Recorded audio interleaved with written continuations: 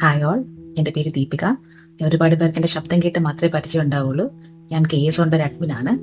ഞങ്ങൾ കഴിഞ്ഞ ആഴ്ച ഒരു ഡിവിഷണൽ അക്കൗണ്ടന്റ് എക്സാമിനെ കുറിച്ച് വീഡിയോ ചെയ്തിരുന്നു. അതിന് ഒരുപാട് നല്ല റെസ്പോൺസസ് ഒക്കെ വന്നു. ഞങ്ങൾക്ക് കുറേ എൻക്വയറീസും വന്നു.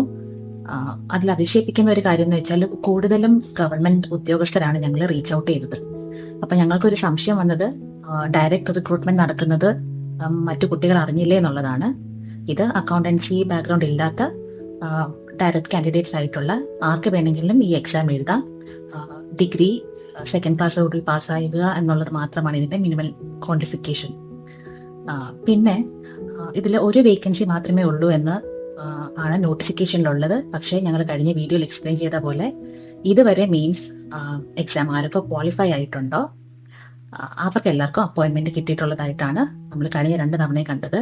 കഴിഞ്ഞ ദിവസം ഞാൻ 2013 നടന്ന എക്സാമിൻ്റെ റാങ്ക് ലിസ്റ്റും അതിൻ്റെ അഡ്വൈസിൻ്റെ ഡീറ്റെയിൽസും ഒക്കെ പരിശോധിച്ചു.